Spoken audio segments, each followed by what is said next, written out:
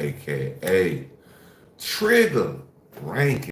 So we back up in this thing. We about to do a couple of little actions to some, like how we always do. Y'all know how we do. So check it out. We about to start out with Star Stitch. Um, they're saying Cat Williams unloads on Obama's legacy.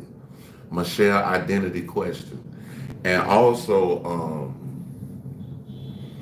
oh yeah, when y'all come in, y'all tell me where y'all coming in from, what city, state, Providence, country, whatever. If you watching from Mars, let me know, big dog. You know what I'm saying? Let me know what kind of internet y'all got out there on Mars. But yeah, so yeah, we're gonna start this one off. Y'all check out Star Snitch. It's spelled just like how it's spelled, but the words are connected. Star Snitch. Go check their channel out. They got some good content. All right, y'all. Let's get to it. The Illuminati, then they get punched in the face all the time. The press hates them, and nobody likes them. You heard the rumor that Barack Obama and Jennifer Aniston had an affair that ended his marriage? People that I respect, some that I even love, who may or may not watch this show. Was Barack Obama's presidency the ultimate illusion? That's the question blowing up the internet again. Old whispers are roaring back, but this time with heat no one can ignore. And guess who sparked it? None other than Cat Williams. And that's the thing is, so the Bidens and Obama hate each other because Michelle Obama is very good friends with Hunter Biden's ex-wife. So that's led to a significant problem where they don't like Hunter, and if you don't like Hunter, Joe doesn't like you. So I would not be surprised if Holmes is right on with this of like, oh, well, why don't we do this? It's like, no, man, you give us problems, maybe you can have a problem. In a now viral set that hit harder than expected, Cat didn't just throw jokes. He peeled back the whole glossy image. While the world clapped for Obama's cool charm and polished speeches, Cat flipped the script completely. He called Obama a white-friendly black man, straight up saying he was more product than president. A clean-cut figure built to make the mainstream feel safe, not a real one who repped the block he came from. That wasn't just comedy, that was a call-out. I've not been funded. They pay you to not talk about things they don't want you to talk about. They tell you that themselves. Cat's delivery had people laughing, sure, but the message underneath, it cut deep. Was the Obama we praised just a brand? A symbol wrapped in hope but packaged for control? I mean, there's, not to add insult to injury, but there's a Daily Mail report out today saying Kamala Harris's marriage may be on the rocks. Like everybody's on the rocks. Again, I will say I love the Daily Mail, but the sourcing appeared weak. It was like people who know the couple, but like, I don't know if it's okay. But they're saying she's blaming him in part for her loss because he turned out to be such a pest liability. You buy it? And Cat didn't back off either. He went further, way further. He dropped hints on bigger forces moving behind the curtain. He basically said the whole Obama era was cultural engineering. I appreciate that light. Thank you so much. Not to shake the system. All that hope and change. According to Cat, it was just a carefully rehearsed performance to keep folks dreaming and not. Where y'all tapping in from? We watching basically the Obama saying Obama is basically he fleeced America. Valid. At all, but if it is true, it truly would be a political earthquake in Democrat circles. Never mind America. I don't remember a presidential divorce in modern history. Now, years later, those so-called punchlines from Cat Williams don't sound so funny anymore. They're starting to feel like warnings, like clues we all missed while clapping for history, because the aftershocks of Obama's presidency are still shaking things up. And one debate in particular has exploded into chaos. The rise of LGBTQ mentors in schools. Yeah, mentors, not just teachers or lessons. Actual role models chosen because of their identity. And people are asking, what does that really say about the values planted during the Obama years? Critics are out here connecting the dots, and the picture they're painting, it ain't subtle. They've been accusing Obama of quietly pushing what they call a pro-homosexuality agenda. That term alone stirs controversy, but it's one that keeps bouncing around conservative spaces louder than ever. Under his watch, LGBTQ visibility didn't just rise, it exploded. Gotta spend a minute on the Obamas, because there seems to be some momentum picking up in the rumor mill about their marriage. All right, I'm gonna bring you what I know. Remember that rainbow-lit White House or those sweeping federal protections? To some, it was overdue justice, but to others, It felt like a hard left turn into uncharted territory.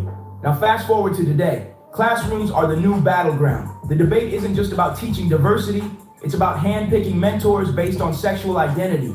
Is that real inclusion or a setup that's been in motion for over a decade? Then boom, like throwing gasoline on a live wire, came the interview that still haunts the internet.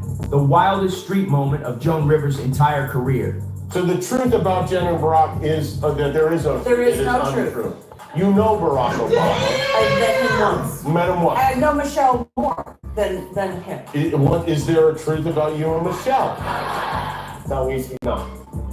It's. I heard this before though. I heard something about Jennifer Aniston and Barack Obama. All this alleged. Y'all know we just talking in here. But I did hear something about they had a little fling thing, and basically they say that I guess shit about to hit the fan now. Like I said, all this shit alleged, y'all. These are not facts.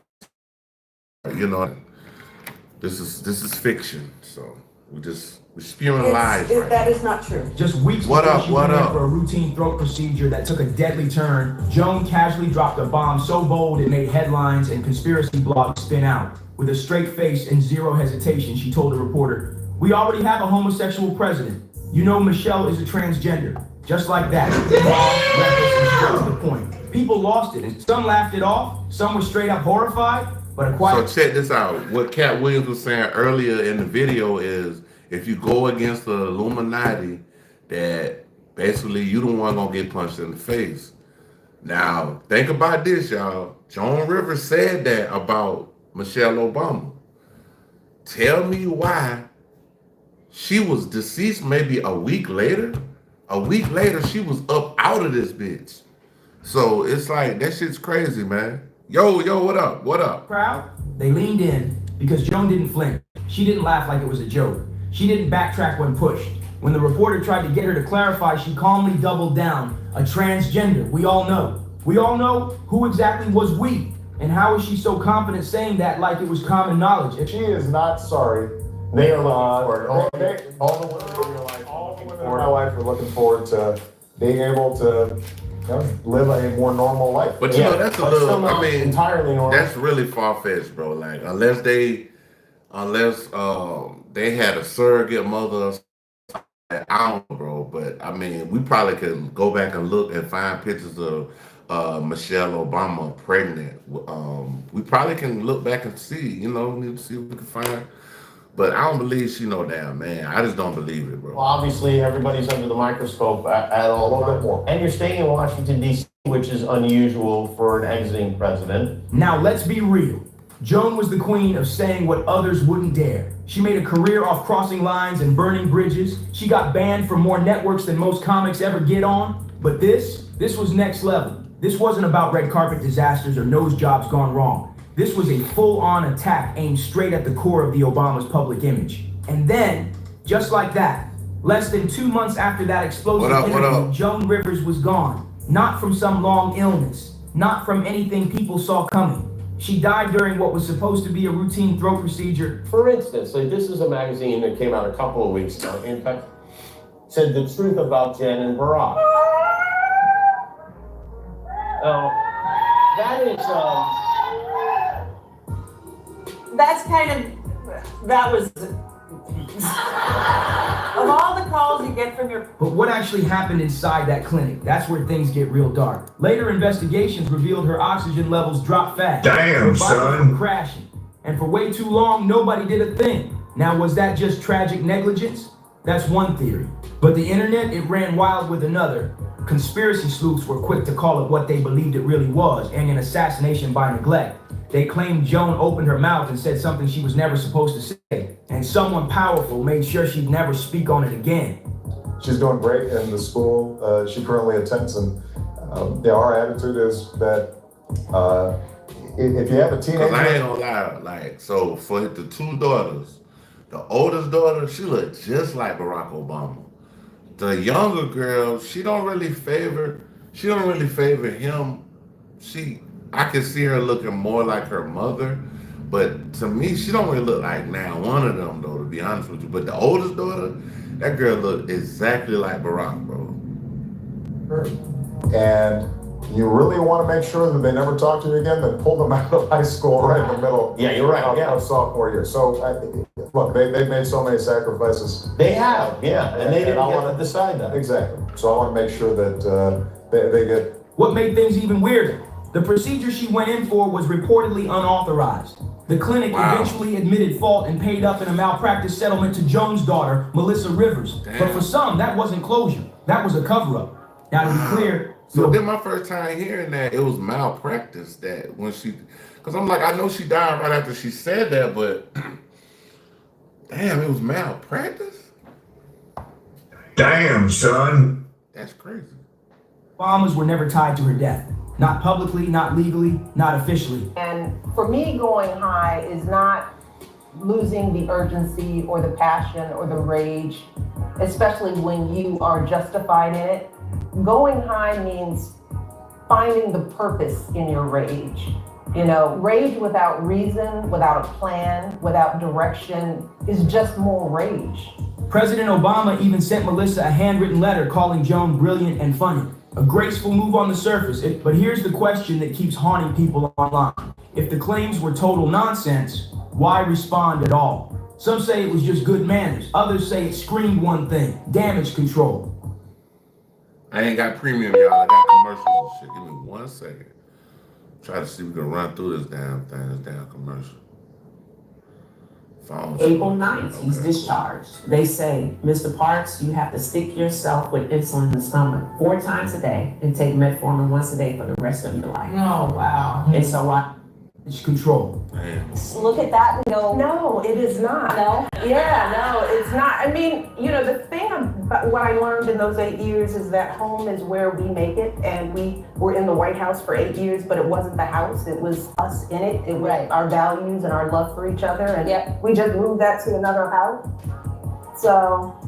And let's not act like Joan Rivers was the only one stirring the pot, because guess who popped back up out of nowhere? Larry Sinclair? Yeah, that Larry. A convicted con man with a reputation for wild stories and zero courtroom credibility, but his old claims just won't die. Sinclair's resurfaced imagery sent shockwaves again, this time with a little help from none other than Tucker Carlson.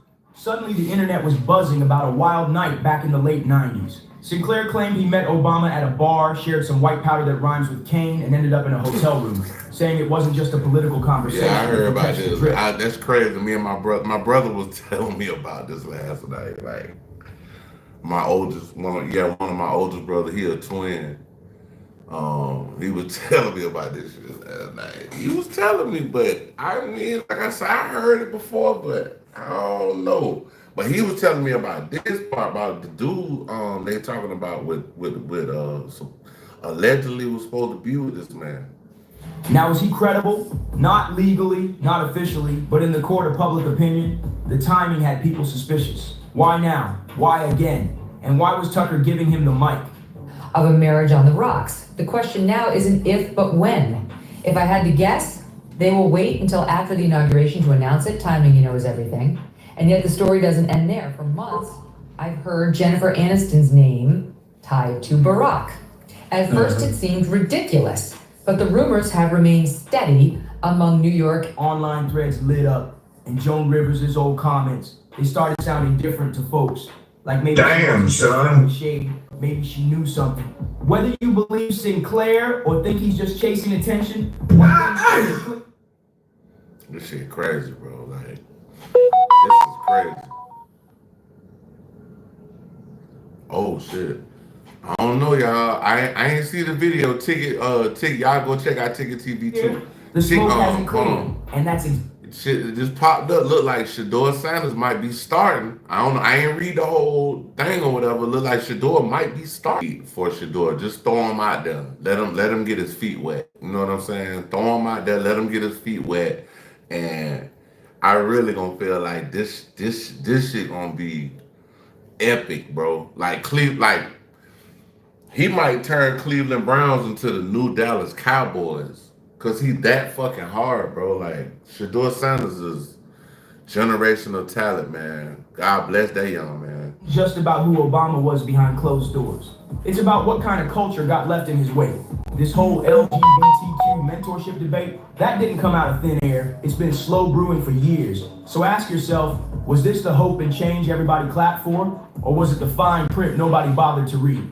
Then came the whispers, the kind that start deep in the comment sections and end up blasted across talk radio. Whispers that Barack and Michelle, they're not really together anymore. That behind all the power couple smiles, they've been living separate lives for you. Okay, so honestly, I can believe this because it's almost like the whole Jay-Z Beyonce thing. If you think about it like this, if they really weren't together, it would be harder for them to make the amount of money that they're making. But by them together, I feel like business-wise, it looks very, very good. So if Michelle and Barack been separated for years and we didn't know, it could have some truth to it. You know what I'm saying? It could, but like I said, I don't know, bro. Like I just, we just watching the video and just trying to see. We just, speculating on a couple things. Years. Michelle skipped Trump's inauguration. Then she missed Jimmy Carter's funeral. And folks say it wasn't about politics. It was because she couldn't keep up the acting. So they were saying that, because I did see Obama went somewhere and it was like she usually be with him and he went by himself. So they're like, damn, where the hell Michelle at? What she got going on? Hold on. Barack, where she at, my nigga? Like, hold on, bro. Come on, man. But here's where it gets crazy. Where Michelle at? The rumor mill starts connecting them. Where Michelle at? Dots. When Joan Rivers' final interview stops feeling like a joke and starts looking like a straight up confession, people online aren't asking if the Obamas are hiding something anymore.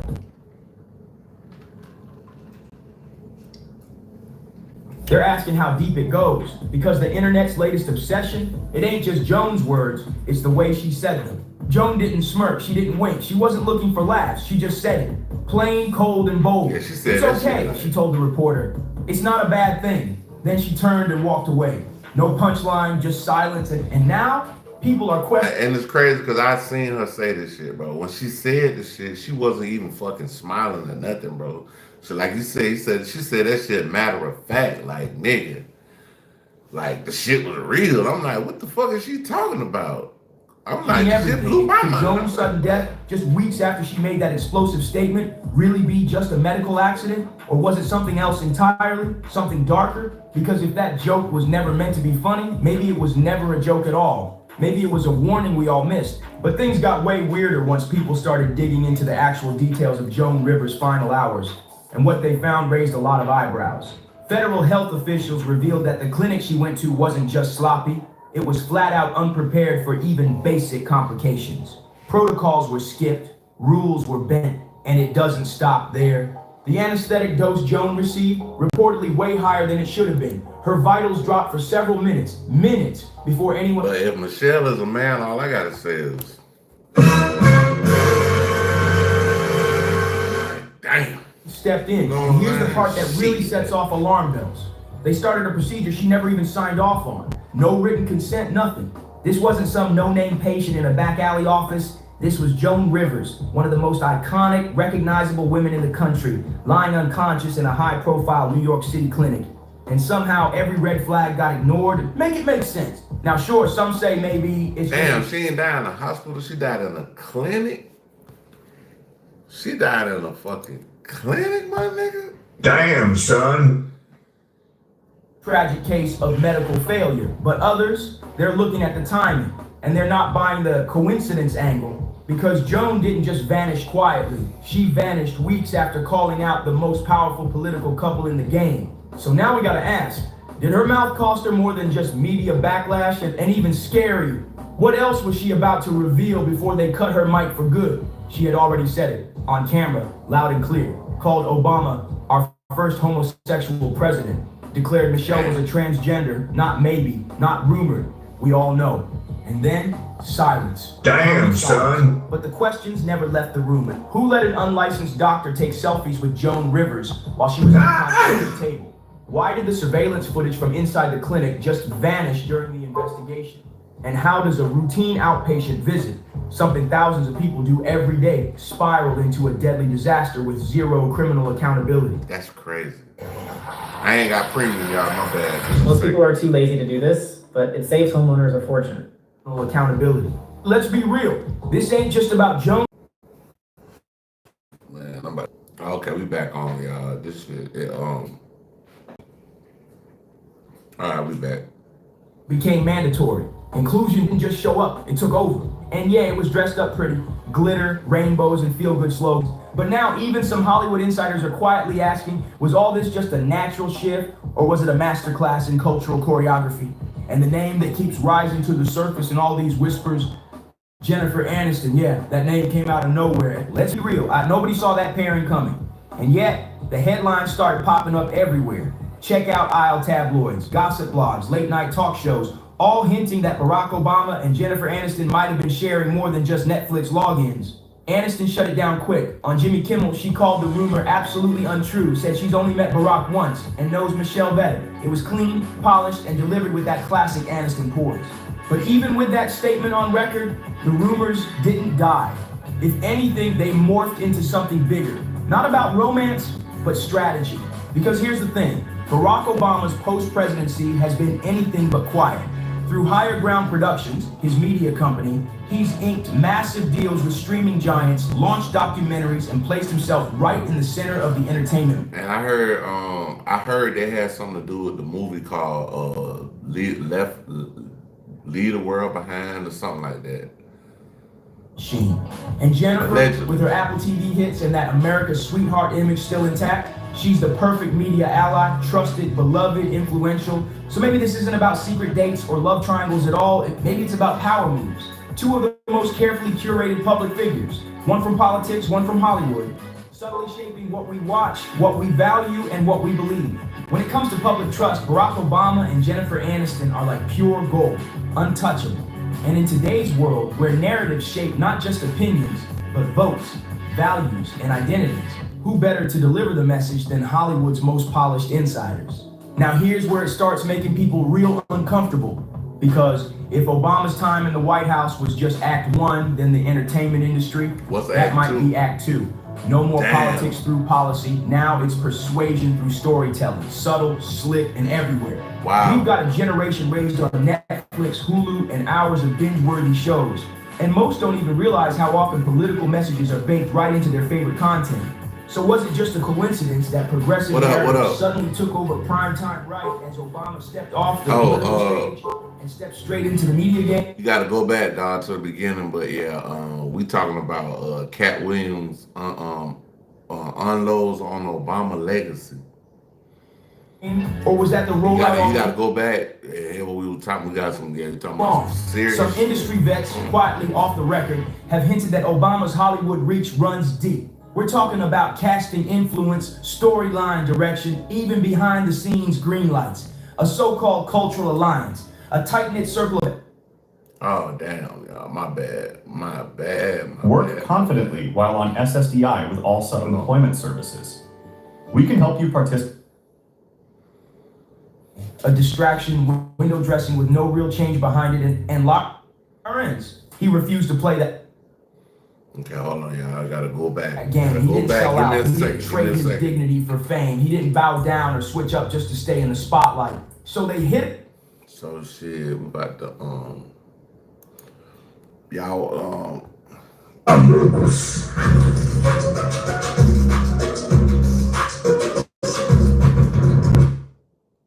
let's see. Hold on, we going back to Stars News though.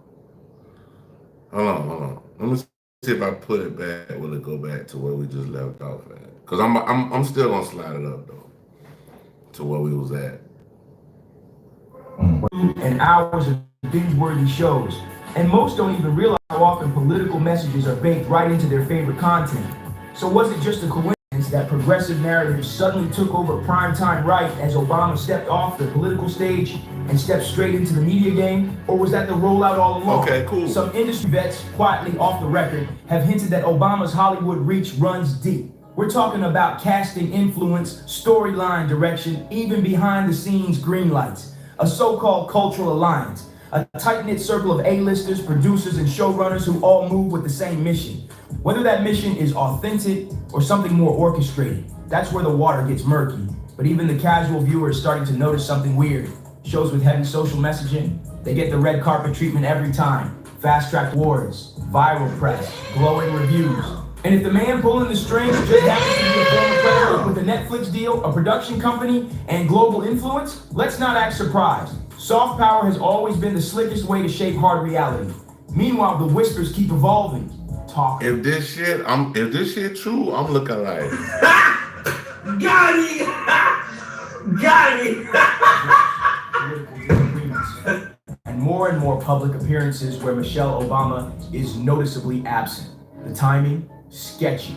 She skipped Trump's inauguration, then Carter's funeral, and folks are noticing not just the no-shows, but the subtle body language in the rare moments they do appear together.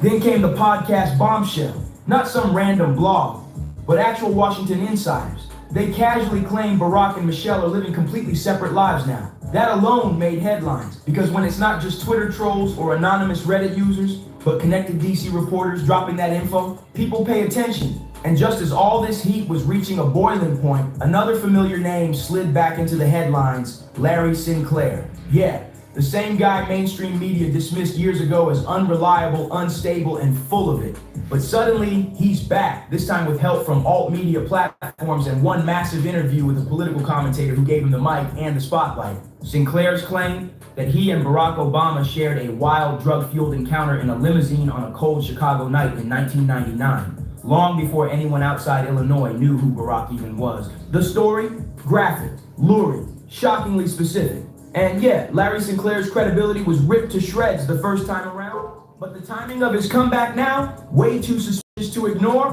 What makes this twist hit so hard isn't just the wild claims Sinclair made, and it's the deeper idea his story points to, that there might be entire chapters of Obama's life that have been scrubbed, edited, or locked away completely. When Sinclair first went public, the media wasted no time dragging him. Headlines called him a convicted con man. He even failed a live polygraph test at a press conference. But here's the strange part. Coverage ended right there. No follow-ups, no real investigations, no reporters digging deeper. The whole thing was shut down almost instantly. And that's what got people talking again, because maybe it wasn't just about dismissing a lie. Maybe it was about erasing a problem, and fast. Whether Sinclair was telling the truth or not almost didn't matter. The story itself was seen as too risky, too messy, too disruptive to the legacy of America's first black president. And that's the real Pandora's box here. Because if even one detail in Sinclair's story checks out, if any part of Obama's early life was quietly swept under the rug to protect a polished image, then the question isn't whether we were lied to. So the real question becomes, how much haven't we been told? In a world where every celebrity slip-up goes viral in minutes, how did someone as globally visible as Barack Obama manage to sidestep a story like this for over a decade? Whether Larry Sinclair is just a fabricator chasing relevance or a whistleblower.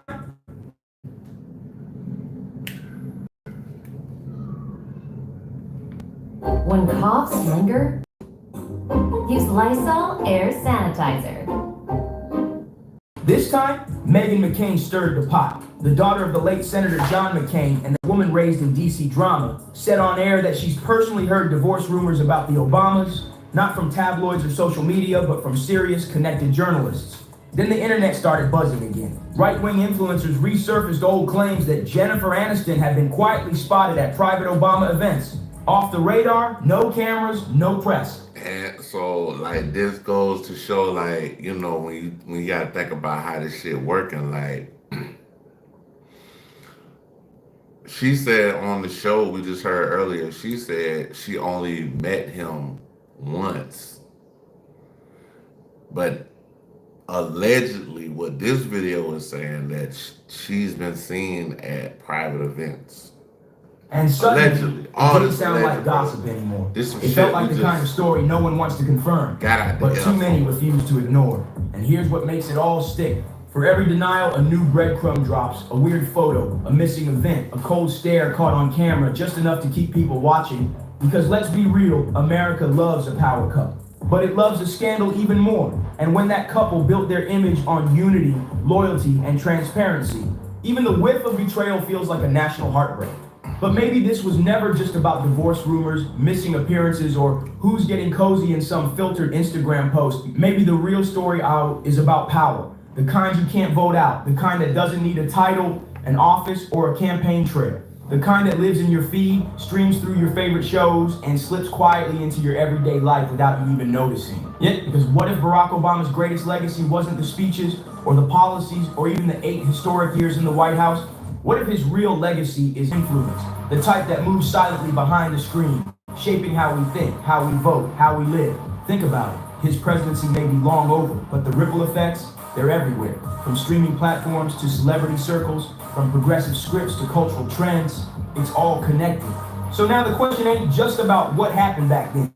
It's about what's still happening now. Are we finally ready to face the truth behind the brand? Or are we just now beginning to peel back the first layer of a carefully crafted illusion? Let us know what you think. Is this all just smoke? Are the signs too loud to ignore? Drop your theories in the comments, hit that like button, share this with someone who needs to hear it, and don't forget to subscribe. And because the next twist is coming faster than you think. See you on the next one. All right, we're going to the Petty Show, y'all. Petty Show, y'all. Check out the, spelled just like how I spelled the Petty Show. Check them out. They got some good shit. Jenner and her boyfriend Corey Gamble got into a heated argument during So this shit right here. Beyonce's Cowboy Carter concert in Las Vegas. So basically, this shit right here is about goddamn Corey Gamble, and basically Corey Gamble, they say is a handler. Kanye West was also saying something about his trainer was a handler, you know.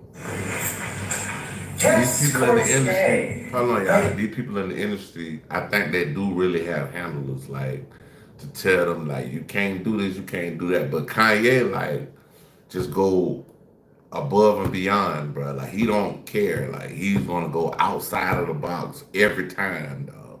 This man was talking about he went down on his cousin a couple months back. Like I'm like, what is going on, dog? You didn't even say it. I know it. Kanye posted a picture of Corey Gamble, Kris Jenner's longtime boyfriend. The caption reads, "God has a plan to remove the godless. Corey needed to never be here anyway." And I think he's a nice person. Not a great person, a nice person who used to be around Puff's family, then got around Justin Bieber, and then when Kris got divorced, he slid in. Y'all, Kris Jenner and Corey Gamble's breakup situation. Now, all of that is definitely true. Those are facts. These facts. That's what they're saying. Is getting insane. And now Corey's out here threatening to air out all of Kris's dirty laundry in a tell-all book. See, Corey wasn't just Kris's boy toy. He was her handler. Literally. CIA ties, government plant, handler. Not only is Corey Gamble connected to very influential figures in the celebrity realm, he is also well connected to influential figures who work behind the scenes. Corey has said that he's close friends with a Russian-Canadian billionaire named Alex Schneider. Not only this, but Alex Schneider was actually named as a key link in financial collusion between Trump and the Russian government in a 2017 investigation. So it seems Corey was sent to watch the Kar Jenner empire from the inside, and now that he and Kris are over, he's ready to talk. Corey and Kris dated for over a decade, so you know Corey's sitting on a ton of dirt. We're talking financial crimes, NDAs, selling her daughters to grown men, and even stuff involving high-level elites. So now we're hearing that Kris is losing it behind the scenes and trying to shut Corey up before anything leaks. But it might be too late because Corey's had enough and he just confirmed he's working on a tell-all book. Damn, son. That's crazy. You working on a tell-all book. You know what's gonna happen? You know what's gonna happen after that? We're gonna days ago, this article was posted saying that a anonymous source said Corey Gamble is sick of being treated like a glorified Kris Jenner. So it looks like a breakup maybe in the near future for these two, but if Kris is really as frugal as they say and she doesn't want to pay any money, who knows, maybe not. All right, so this Kris and Corey drama just escalated to meltdown level, and during Beyonce's recent Cowboy Carter concert in Las Vegas, these two had a huge fight in the VIP section. People who were there say Kris stormed off in the middle of the show. Damn. Don't make this mistake when choosing Barbara and Cialis. Many men slept the Chris stormed off in the middle of the show, and Chloe had to step in and calm Corey down. This shit crazy. Hold on. One eyewitness told Page 6 that Chris and Corey looked visibly tense, while Corey seemed frustrated and Chloe was trying to reassure him. Of course, Chris later posted all smiles footage on Instagram, dancing with Oprah, Gayle King, and Tyler Perry. But Corey was nowhere to be seen. But this wasn't even Chris and... That's all the motherfucking big wigs. You dancing with Oprah. You dancing with Gayle. God damn. That's... You in there, Corey's bro. first You public in fight there. lately. Back in June, at Jeff Bezos' wedding in Venice, Chris ditched Corey to ride solo in a water taxi, and eyewitnesses said he looked completely over it, mumbling something about doing what Chris wants. And one insider told Radar Online at the time that Corey is sick of being treated like a glorified assistant, hired to do Chris's bidding and smooth out tricky situations, which, with Chris, seem to happen on a daily basis. But here's the thing, Corey Gamble is not just some random background boyfriend. Chris thought she could boss him around, but that might have been her biggest mistake yet. This man has deep ties. We're talking connections to intelligence agencies and some seriously powerful people. Kanye West. That's what I'm talking about when I say handlers, bro. Like, these people be connected to the government, bro. Like, they try to handle you. Ain't that nigga can handle me, bro. Ain't that motherfucking handle me, bro. Like, for real, though. Himself straight up called Corey CIA back in 2022. If them folk came to me and was like, we want you, we're gonna assign you a handler, I'm gonna be like, handle what? The fuck is you talking about, nigga? Saying he was never truly part of the family and was sent in. And then this video leaked of Kanye talking to someone on the phone and claiming that Corey is definitely CIA.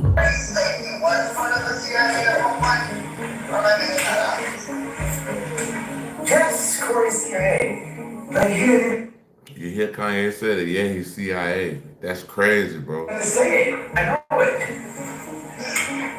CIA. And get this, before linking up with Chris, Corey was one of Diddy's main fixers. He was even photographed at Kim Porter's house, hours after she died, and before the forensics team arrived on the scene. How am I just... That not only was Corey Gamble extremely close to Kim Porter and Diddy, he was there. He was there when the coroners arrived. They say to Kim Porter's house. They say this nigga was there when Diddy wife, not wife, but his baby mama died from the lady with the twins, Kim Porter.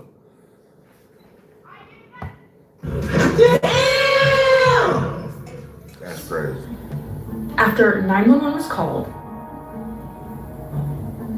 am I crazy? That's Corey Gamble, 100%. Not the blue, the one right behind him. Like, I don't even have a theory. I'm just confused. And we're going to talk about this in the deep dive, but Kim Porter, when she passed away, there was obviously discrepancies in police reports versus coroner reports.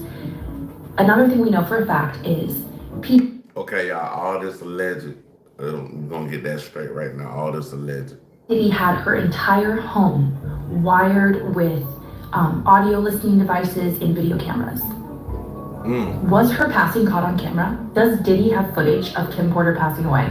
I just don't get it. How has this man been everywhere? This is the craziest thing, though, that I'm trying to say. Like, so in the whole trial, all this stuff we heard about before the actual trial, when they did the trial, bro, none of the shit that they was talking about before the trial actually happened, like, they was talking about Justin Bieber and they was talking about a whole bunch of just bullshit, bro. And I'm like, bro, why, if the man was taping for, why y'all ain't? Because I think it was some really, I ain't gonna say that, but I'm gonna let Connections with everyone, but he is really only known as Kris Jenner's boyfriend.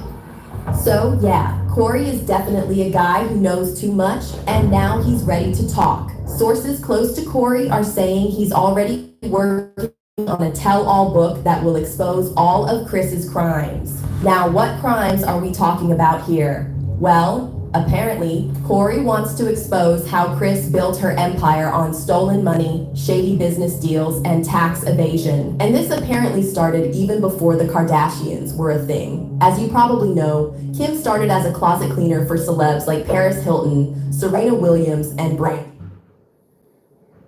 I'm gonna show you. I ain't got premium, y'all. Give me 1 second. All right, so step one, what you're gonna want to do is find your daily buy-in. So you want to find your daily. For celebs like Paris Hilton, Serena Williams, and Brandy. And Kim's connection to Brandy is actually super interesting because Brandy's mom exposed Kim for stealing from Brandy. Back in 2008, Sonia Norwood filed a lawsuit against Kim, accusing her, Khloe, Courtney, and Rob of racking up hundreds of thousands of dollars in unauthorized charges on Brandy's credit card. The lawsuit was eventually settled privately, and somehow Kim managed to sweep the whole thing under the rug. But the shady stuff didn't end there, because Kim also got exposed for taking questionable money from a sugar daddy Kris hooked her up with.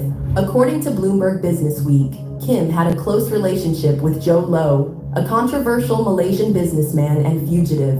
And in 2019, the FBI even questioned Kim about the cash she received after partying with Lowe at a Vegas casino. But Kim's not the only Kar Jenner who's been called out for lying about how she really made her money. She had to learn it from somewhere, so it's not shocking that her momager Kris Jenner has also been accused of pulling off a tax scam through her own private church.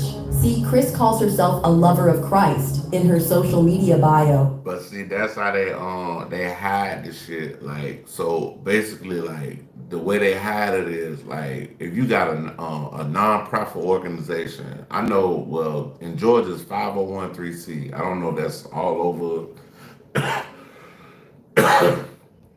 But 501(c)(3), basically you're a non-profit organization. And by you being that, you know, you get donations. You know what I'm saying? So that's why it's like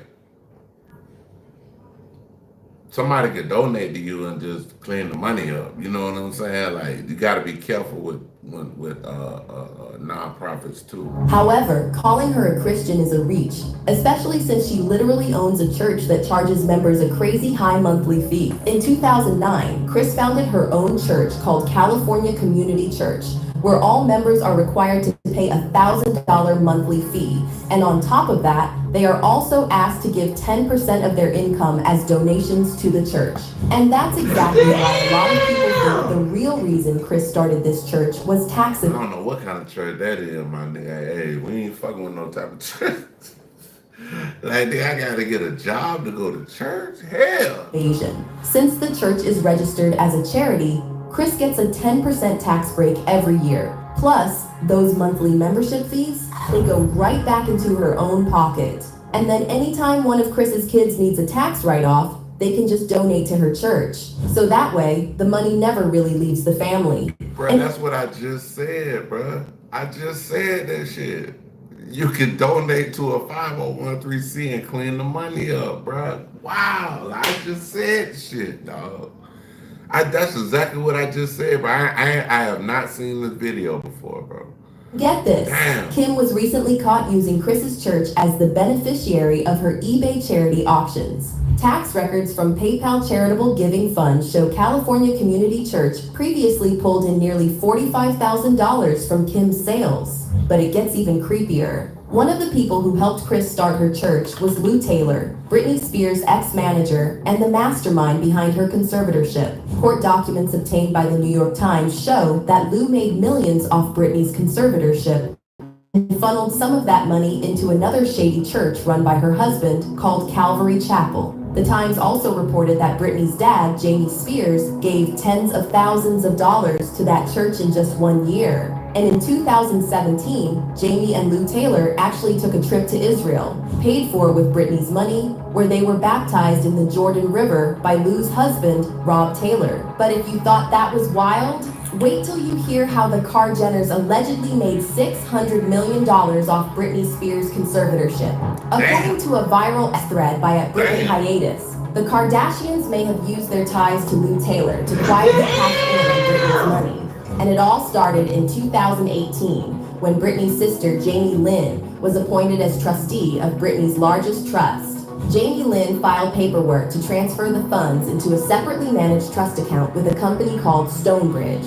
And guess who was the vice president of Stonebridge? That's right, Chris's BFF, Lou Taylor. It's all. Damn. Never sue the other driver after a car accident. There's a better way to get paid a way bigger check without having to go to. Guess who was the vice president? 600 million, my nigga. 600 million had over half a billion, bro.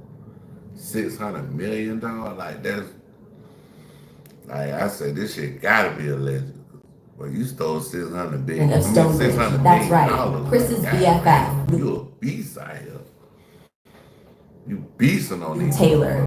It's also interesting that Stonebridge assets went up and then down by 600 million, right around the time Jamie Lynn filed her petition. And this is because Lou Taylor allegedly transferred $600 million from Stonebridge into a holding company by the same name registered in Panama, one of the best known tax havens in the world. And this is where the Carr-Jenner connection comes in. In January 2022, Forbes reported that Kim Kardashian is $600 million richer after shapewear, brand Skims hits, $3.2 billion valuation. And as Brittany Hiatus pointed out, if you're Lou Taylor and you need to hide $600 million, would Kim's estate be a logical place to try and hide it? And that's not the coincidence. Right around the same time, Kim's net worth jumped by $600 million. News broke that Kylie Jenner sold half of Kylie Cosmetics for, that's right, $600 million. Kylie, $600 million for the business. What was your reaction when you heard that number? Well, for half of the business, so it's worth double that. So, just a fact check. Something definitely seems fishy here. And according to Britney's fan account, if these claims are true, and the Carr-Jenners did with Britney's money could be a classic case of money laundering. But there's more, y'all. Reports recently surfaced alleging that another way the Carr-Jenners wash money is through constant real estate projects. After it was reported that Kylie is building yet another home right next to Chris's mansion, people started speculating that the family's non-stop construction might actually be part of a bigger money laundering operation. And here's where it all comes full circle. All these shady money moves, Chris's church, the tax games, the Britney connection, it all ties into what Corey Gamble is getting ready to expose in a tell-all book. But this next... See, that they talking about this, the goddamn tell-all book, bro, like...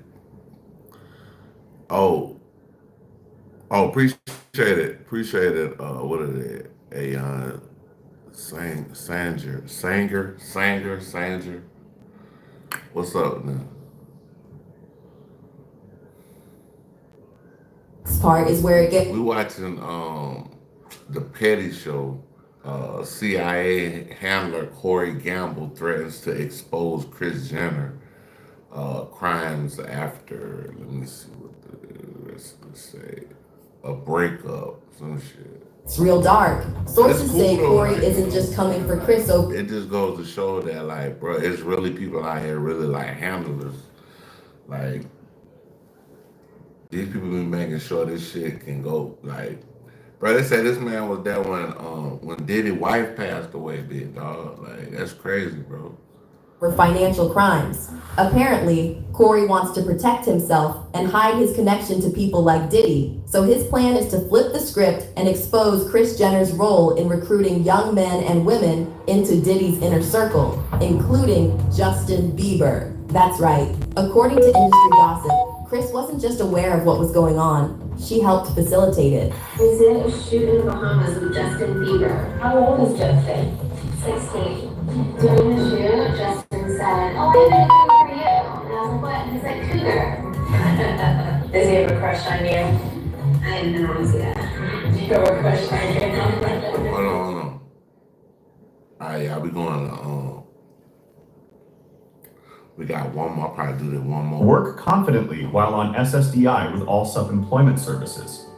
We can help you I ain't got premium, but yeah. Crazy thing is, I did something yesterday. I shot some content and I did the fucking ponytail. As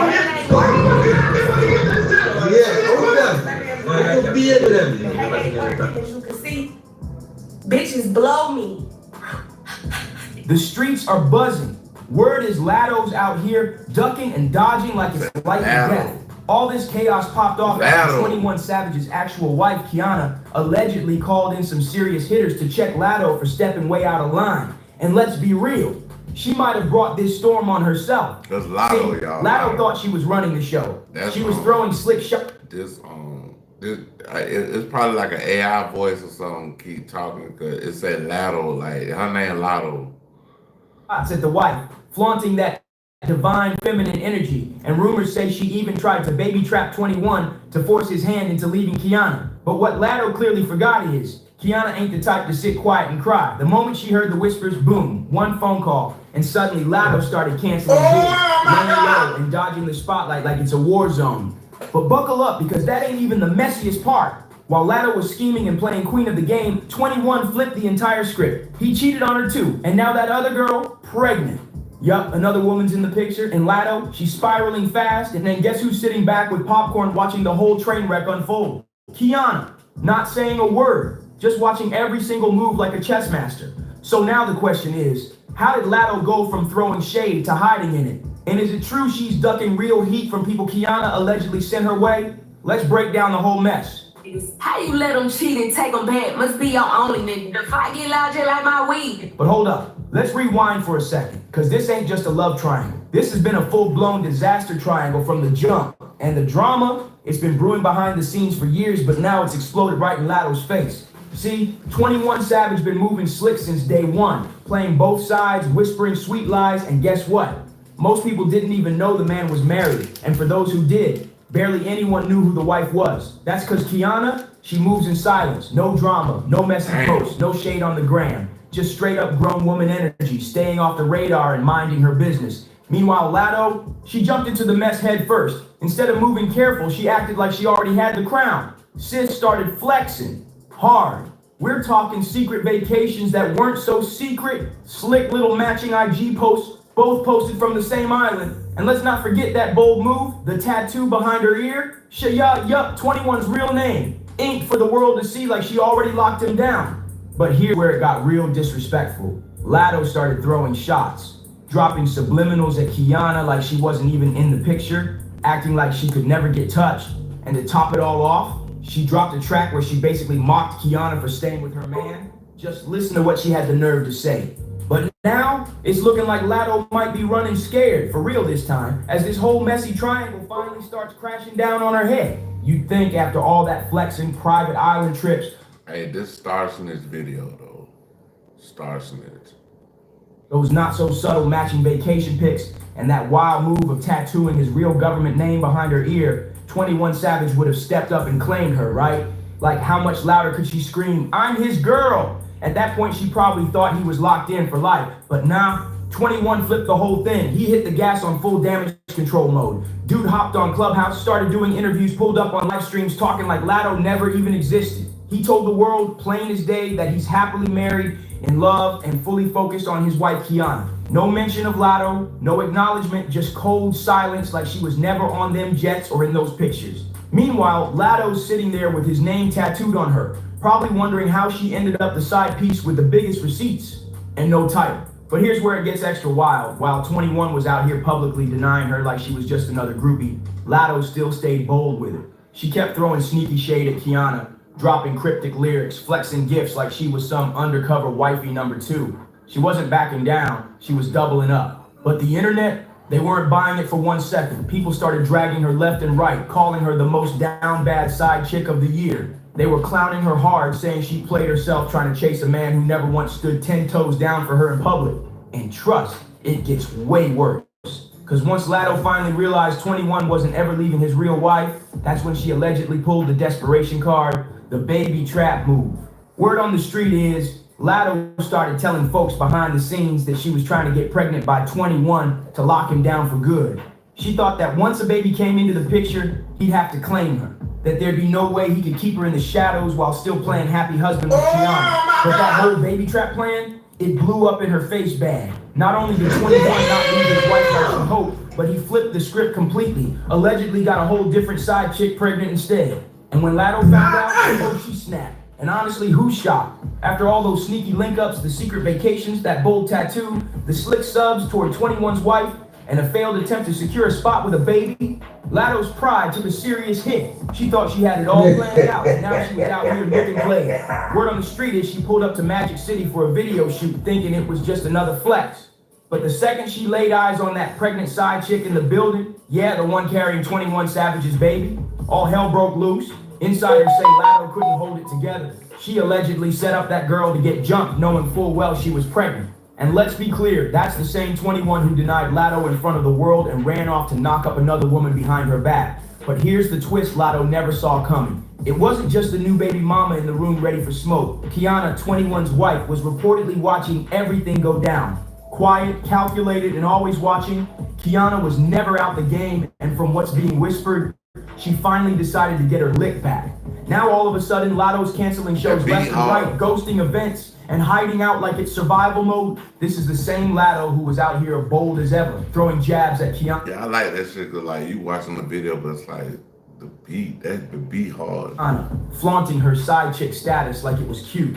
But now, it's catchy, it's a catchy ass beat. At McAllister's, It's simple, but that shit. you're never just another order. I ain't got premium, but April 9th, he's discharged. They say, Mr. Parks, you have to stick yourself with insulin in the stomach.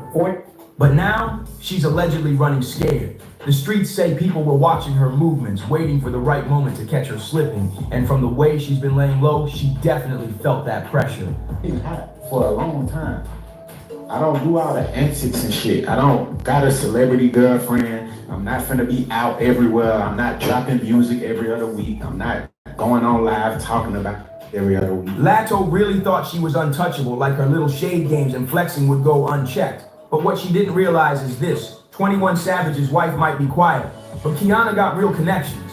And she don't play street games, she plays power moves. The moment Kiana heard Lato allegedly laid hands on that pregnant girl over 21, boom, one phone call, that's all it took. And since then, Lato's been off the grid. She's been avoiding Atlanta like it's a danger zone. Not a peep, not a post, not even a fake smile. But here's the real kicker, and yikes. This ain't just internet hearsay. Lato. I like Lato though. She cool though. Like I like her little shit. She got some fire little music and shit. Basically confirmed the whole thing herself, and she didn't even realize she snitched on her own setup. It all started popping off over what seemed like some random petty lash beef. Some girl was venting on TikTok, throwing shade, and just happened to mention Lato's name during her rant. Sounded harmless at first, right? Wrong. Lato jumped straight into the comments and exposed herself completely. She got emotional and defensive, writing, "Who you describing? Cause it's not me. Get off them pages. You losing your marbles." Like, what? And then it got even messier. That same girl clapped back saying, "Last piece spoke of my man on TikTok, got whooped outside the club in the A," and followed it with, "You read that too, saying I'm losing my marbles while you threatening someone on TikTok over a lash is a choice. Hope you heal." Yes, she really said that. And y'all, Lato basically outed herself in front of the whole internet. She admitted, clear as day, that she had set up the pregnant side chick at Magic City. Like sis didn't even bother to clean it up and stay low key. She was in her feelings, wild and in the comments, just reckless with it. But now, the vibes completely flipped. The bold talk is gone, the flexing stopped, and when you look at everything, her emotional slip-ups, that failed baby trap, and the way 21 played her, it's clear 21 never claimed her. He didn't leave his wife. He didn't even stick around. And that desperate side chick stunt totally backfired.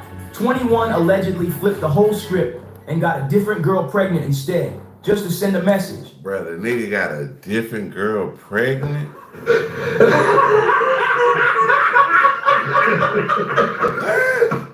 What happened?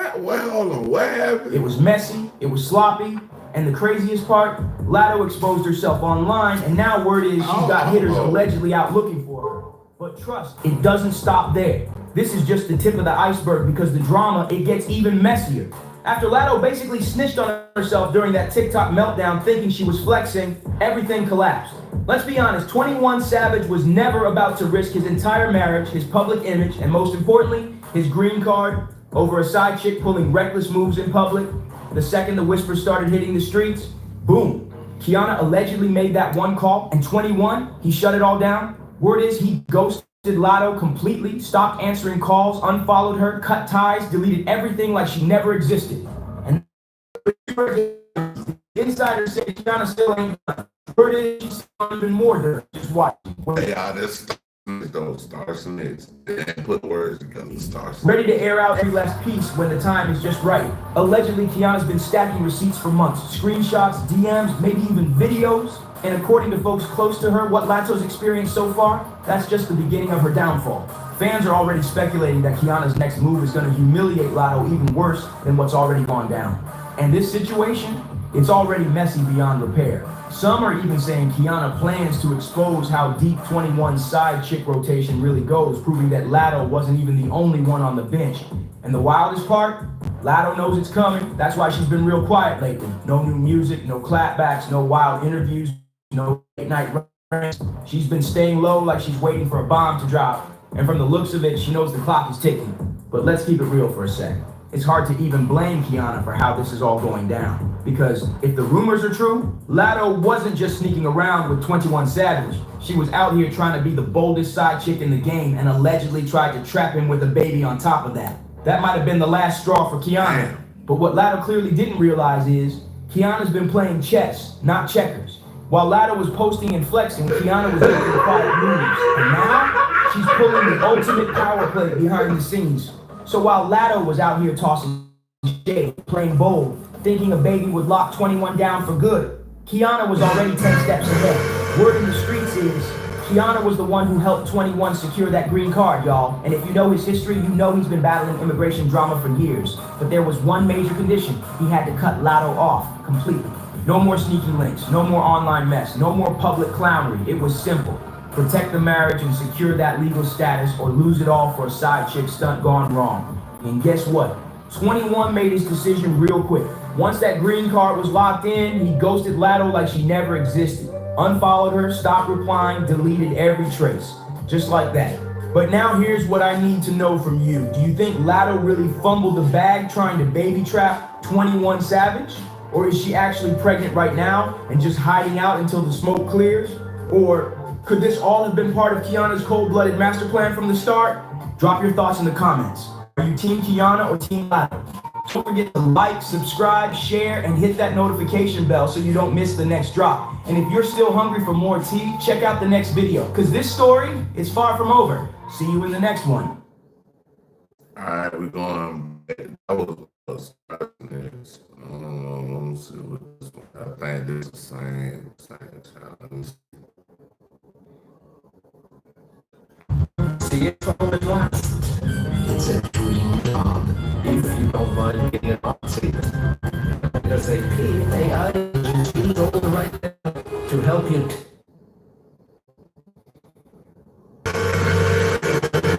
The humans throws you away.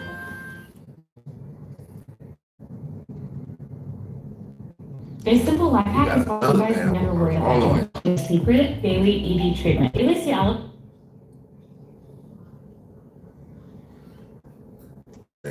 It's slowing down, man. It's slowing down. I can't stand Ice Cube.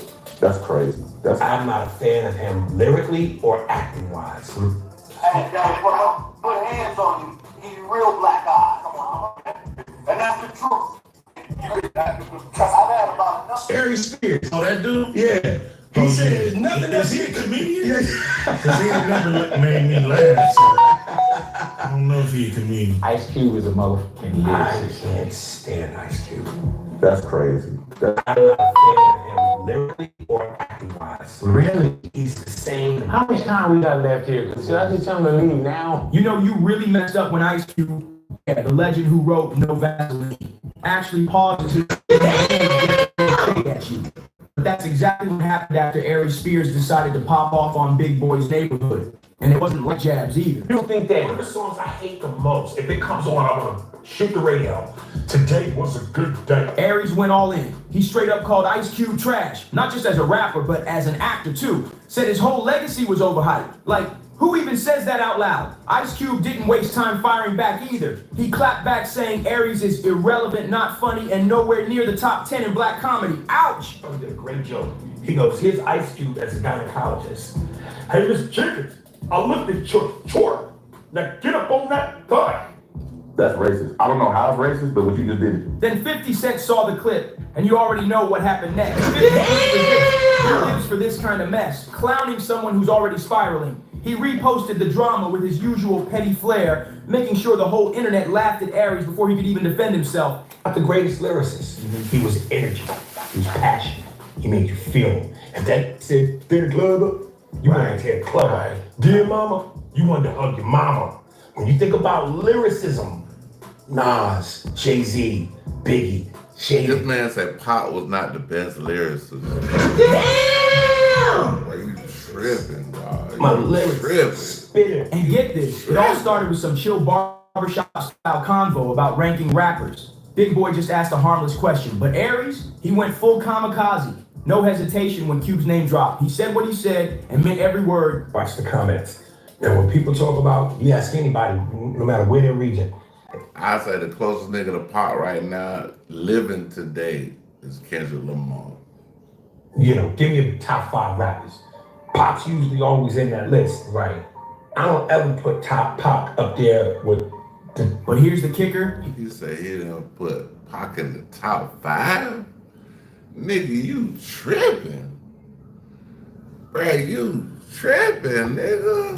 Damn! What the fuck you got going on, bro? This man said he won't put Pac in the top 5 of rap. You stop there. It was just a warm-up. Next track today was a good day. This yeah, man, that song. He just saying shit. Like, I think he just saying shit to get a reaction because, yeah, that's not.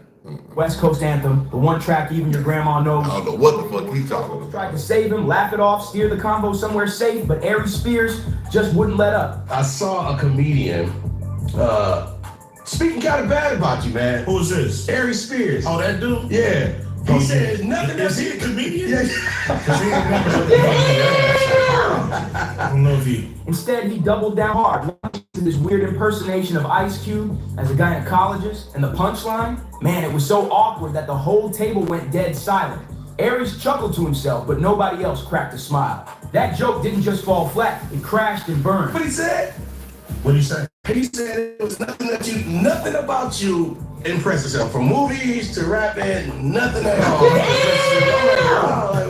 Suckers usually don't like me. You know what I'm saying? Like the people that suckers usually usually don't like me when they coming from that angle. That's okay. Everybody got their opinion, and they all stink. You know what I'm saying? So at the end of the day, it's cool. You know, he entitled to his opinion.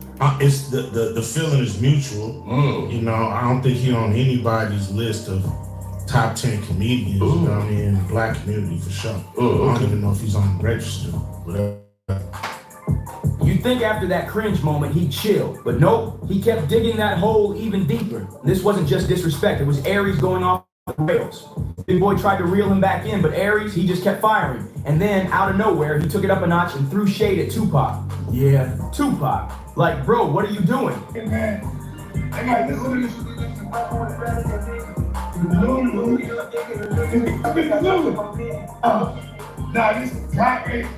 He didn't just take a jab at one icon, he came for the entire West Coast. That's how you get blackballed for real. And here's the wildest part, Aries knew it. Dude literally looked straight at the camera like he was daring people to cancel him. Dude was on, I'm just watching. Damn. They said it was daring people to cancel this motherfucker. Work confidently while on SSDI with all supplemental. Damn, son. We can help you participate. Just watching. Movies, all of it. Yeah. I never really seen Ice Cube in films that weren't his. You know, like he kind of produced the vehicle that he was in. And it felt like he was just being an actor in someone else's film. The backlash came fast. One fan posted, I love Aries' skills, but bro, that Ice Cube slander, that's a hard no. And this right here is why folks say Aries Spears got no credibility to be calling Pac or Cube non-lyrical. I'm the poster child for the world's big hater. If you look at the word hater, it's my picture. You are, nigga. When did we get Damn, son. Where unless your opinion, the last time I checked as human beings, we're all allowed opinions. At what point does it get to where, talking about? Unless your opinion is favorable about a person or a thing, Bro, this man said, bro, you said Pac is not in the top 5, bro. Like, bro, you and goes with the flow of everyone else. You're a hater. I don't what understand. you got going on, bro? You a hater. One user said, this is New York salty because the West Coast snatched the crown in the late 80s and ran it through the 90s, but Aries clearly wasn't ready for what came next. Because the actual legends he dissed, they clapped back. Ronnie sent me a clip where Ice Cube responded. He was on a radio show and the dude played him the snippet. And the first thing Ice Cube says is, well, most suckers don't like me. Then he goes on to say, I never heard of this dude. Then he finishes by saying, well, he's just not funny. Well, you can't have it both ways. If you don't know who I am, how do you know if I'm funny? Bro, we know who you is, but we know you ain't funny. That's all it is, man, dog. So you We can't know hide who it. you is. Normally in this game, You icons just ain't funny like that, dog. don't respond to clout chasers. They ignore the noise. Let Be out here doing weird skits with kids and shit, bro. Like, we ain't nobody's with that. talk and keep it moving.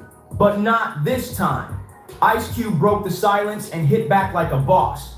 He didn't just defend his name, he torched Aries' whole status. Cube questioned whether Aries was even funny, even relevant, or if he ever really had a spot in black comedy's real scene. It was a surgical takedown. For the record, I respect Ice Cube, the man. I respect Ice Cube in terms of what he's brought to the game. He's one of the pioneers. So hats off to him. Cube wasn't So why yelling, he you say wasn't you don't wild. like nothing like what that? Like, bro, you double talking right now. First you said Ice Cube, you don't like anything he ever did, whatever. Then you come back and say, oh, I respect Ice Cube as bro. Listen, bro.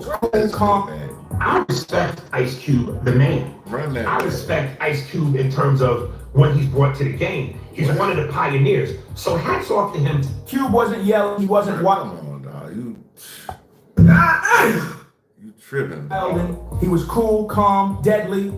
He dragged Aries with a smile, and don't forget, Cube is built for this. He's not just an artist, he's hip-hop royalty. He wrote for NWA, dropped No Vaseline, one of the most savage diss tracks ever, made Friday a cultural classic, and then flipped into a businessman with the Big 3 league. Cube got receipts everywhere. Said I wasn't a fan of his artistry. I never attacked him as a man. I never attacked him in terms of his character. Nigga, we don't like your artistry. That shit you did, bro, y'all nigga was tripping on that one. I said I wasn't a fan of his artistry. Why am I not allowed to feel that way? Cause you can't, bro. Like, niggas ain't doing what you doing. It's always funny. People call me a nigga. They love to highlight. That nigga had a whole goddamn scene when he was looking at some goddamn chilling, bro, and thought that shit was funny, dog. Say I don't like something as though I don't have love for anything. But that wild clip, that was just the beginning. Come on, bro. Aries Spears clearly thought he was on a roll because even after getting roasted by legends and dragged by fans, he pulled up to Vlad TV and doubled down again. Like mocking Ice Cube once wasn't enough. He wanted round 2. Did you call me? Oh, yes, Uncle Pete. Can you watch TJ for me? I need to run to the, I gotta This is a skit. run some air. I need to go to cleaners, and I should be coming back. Okay? All right, lady. Thank you. But This here's nigga where it doing got some messy. weird shit, Aries didn't realize he wasn't just poking at Cube anymore. Somewhere in some luxury hotel suite, phone in hand, 50 Cent was watching it all go down with that signature smirk. And guess what? Aries had something slick to say about him too. And just when people thought 50 would stay quiet, boom, he drops a video. Not a direct diss, but one of those petty, smooth moves only 50 can pull off. A video so passive-aggressive it had fans instantly knowing who he was coming for. No names were dropped, but the message was loud and clear.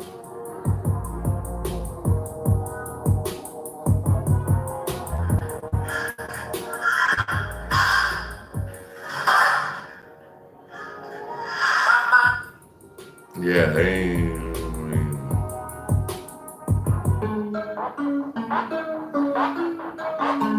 50 was calling somebody delusional, and we all knew who. But hold up, why did 50 even jump in? He's got a million things on his plate. Power, BMF, TV deals, liquor empires, touring the world. He doesn't just throw shade for no reason. Here's what people forget. 50 and Ice Cube go way back.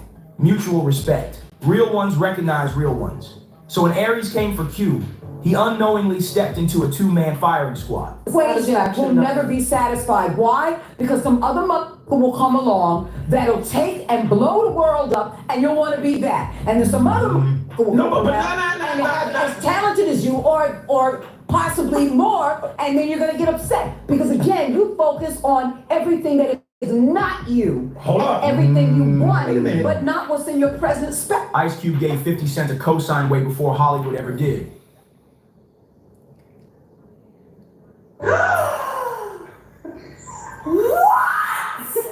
You won't believe this. People with Medicare.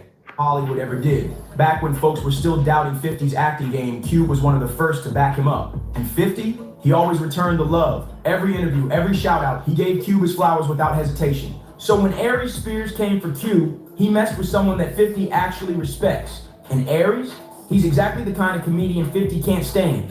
Loud, messy, and stuck in the past with nothing new to show for it. That's 50's favorite kind of target. So 50 popped out loaded, and of course he brought bars. He posted, check my temperature, I'm ice cold. The hood left the left side of my chest froze. Need help with your bills? I'll write you a referral-ish. Might even get you a love contract. Yeah, that was direct heat. No name dropped, but Aries definitely felt it. Feeling the sting, Aries spiraled straight into an emotional rant, this time going harder at Cube than ever. He wasn't just talking, he was clearly hurt by what Cube said about him. But here's where Aries really lost the plot. In one breath, he's claiming he respects Ice Cube as a man. And in the same sentence, he says Cube has never done anything impressive.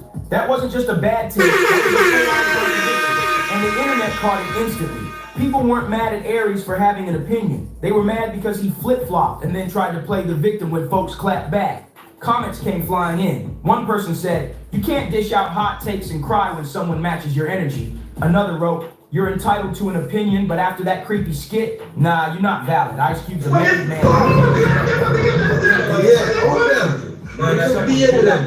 Aries passed. And just like that, this wasn't about hip-hop or comedy beef anymore. Let's talk about that Tiffany Haddish lawsuit. Back in 2022, Aries Spears and Tiffany Haddish were hit with a lawsuit that had everybody shook. The allegations, serious and disturbing. The case involved a supposed comedy sketch that critics say crossed every possible line. In it, a young child is left alone with a character played by Aries, and the scene, straight up uncomfortable. The camera lingers way too long, the energy is off, and people weren't laughing, they were disgusted. And yeah, it got worse from there. Way worse. The backlash hit immediately. Twitter exploded, timelines lit up, and even the Shade Room posted the footage, which tells you just how bad it got. The video was disturbing. And yeah, even though the case was eventually settled and the clip got scrubbed from the internet, the damage was already done. That stain on Aries Spears' name, it never washed off. So what did Aries do after all that heat? He ran right back to Vlad TV again and again and again. People started noticing that Aries Spears was on Vlad more than Vlad himself. He kept showing up, ranting about being blackballed, crying that he should be as big as Kevin Hart, but fans saw the pattern clear as day. Aries wasn't grinding, he was griping, talking more than he was working. Every time his name popped up, it was tied to drama, not jokes. He wasn't trending for new stand-up, he wasn't landing roles. He was going viral for clowning, sparking beefs, or wounds, hoping folks don't care. But it didn't stop there. Behind the scenes, Aries Spears had already earned himself a reputation, and not a good one. Multiple ex-castmates have gone on record saying he was difficult to work with, had a massive ego, and was always trying to outshine everyone else in the room. Instead of being a team player, Aries wanted to dominate every sketch, every convo, every spotlight. Yes, Aries Spears is talented. Nobody's denying that. He can kill an impression, he can crowd work a room, and when he's in the zone, he's funny. But here's the truth. He never got his Chappelle moment. And that kind of missed shot, it eats away at you, builds up bitterness, makes you lash out. So let's flip the script. Why did this whole Ice Cube beef blow up in Aries' face? Simple. When you come at Ice Cube, you're not just clowning a celebrity, you're coming for a pillar of black culture. And that's where Aries messed up bad. Let's break it down. No Vaseline, that's not just a diss track. It's a top 3 of all time. Period. Friday, that's not just a comedy movie, it's a cultural blueprint. It birthed characters, phrases, and vibes that shaped an entire generation. Then there's the Big 3 League, a whole professional basketball league built from scratch, backed by real NBA legends and top investors. And even before all of that, Ice Cube was a ghostwriting machine, writing for Eazy-E, Dre, Ren, the whole NWA squad while he was barely out of high school. The man's got roots deep in the game. Now compare that to Aries Spears, whose biggest pop culture impact? a few solid Mad TV skits, and some okay stand-up bits. And now, he's known for going viral dissing Ice Cube on podcasts and racking up headlines for all the wrong reasons. And this is exactly why fans had Cube's back from the jump. No hesitation, no debate. Aries poked the wrong giant and paid for it. But here's the final twist that really sealed the L. Ice Cube recently posted a teaser cast list for the long-awaited Final Friday movie. And guess whose name was nowhere to be found? Yep, Aries Spears. Now maybe he was never being considered in the first place, but the timing had fans convinced Cube was sending a message. Loud, clear, unbothered. Basically, you can do all the impressions you want, but you'll never get cast where it counts. Aries wanted to go viral? Congrats, he did, but not for the reasons he hoped. Not for a comeback, not for a hot stand-up set. He's trending because two legends, Ice Cube and 50 Cent, called him a nobody.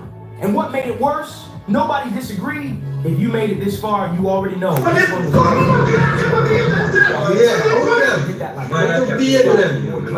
was and share it with someone who still thinks coming for legends is a smart move. Catch you in the next one.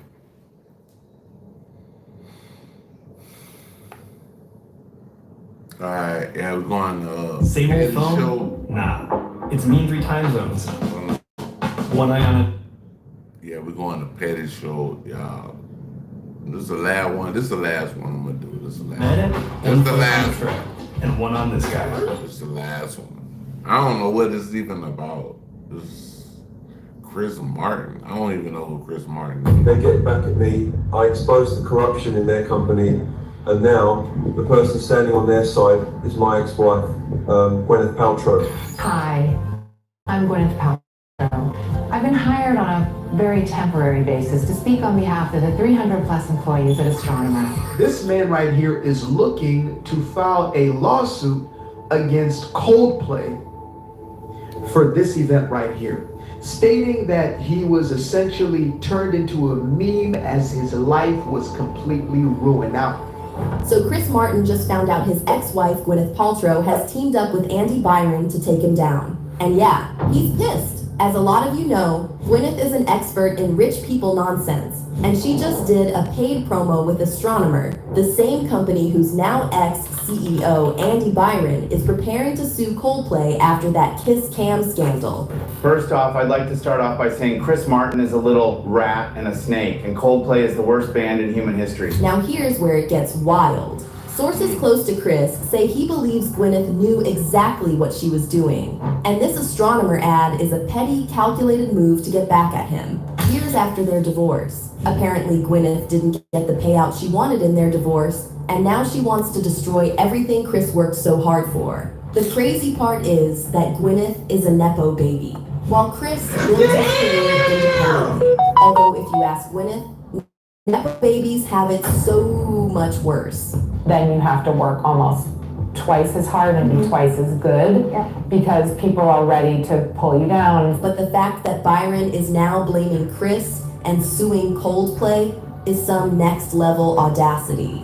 Now, as for Gwyneth, this is the same woman who stole her most famous role from her roommate Winona Ryder, tried to sell people candles that smell like her, and I think they say Winona Ryder was still out here allegedly. claimed she'd rather smoke crack than eat cheese from a can. And it gets worse. Gwyneth's Goop company is falling apart behind the She said she would rather eat.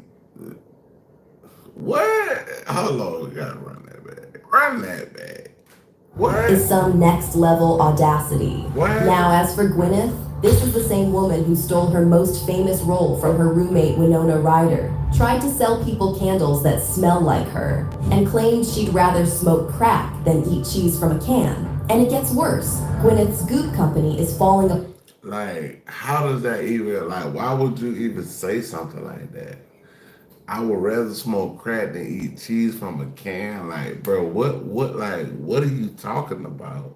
Behind the scenes. And several former employees recently accused her of running a toxic and fear-driven workplace. Honestly, it's giving Ellen DeGeneres 2.0. All the other girls I worked with at Goop, they all shared the same, kind of belief and sentiment about her. People do tiptoe around her. So yeah, it's pretty on brand for Gwyneth to team up with a cheater, Andy Byron, just to spite her ex-husband. But is she just chasing a paycheck? Or is she actively trying to destroy Chris Martin's career out of spite? Well, Chris thinks it's the second one, and honestly, he might be right. Astronomer, the company with the viral Coldplay CEO and HR head, is trying to make light of the situation with Gwyneth Paltrow commercials, but they are not funny at all. Because no matter how much they try to make light of the situation, it's clear that this was an extremely toxic work environment. So here's the latest update on this astronomer mess. So Gwyneth Paltrow is really out here trying to destroy Chris Martin's legacy, all because their divorce didn't go her way. She wanted more money, didn't get it, and now she's out for revenge. What's crazy is that Gwyneth is actually wealthier than Chris. Her net worth is estimated at $200 million, while Chris's is $170 million. Like, what? Like, this is just, I don't know. I can't really even go on even into this because it's like, it's a bunch of bullshit, bro. But, yeah, man, y'all kicking me in the comment cafe. Want y'all to like, subscribe, share. Definitely hit notification. Y'all get in the comment section. Peace and one, man.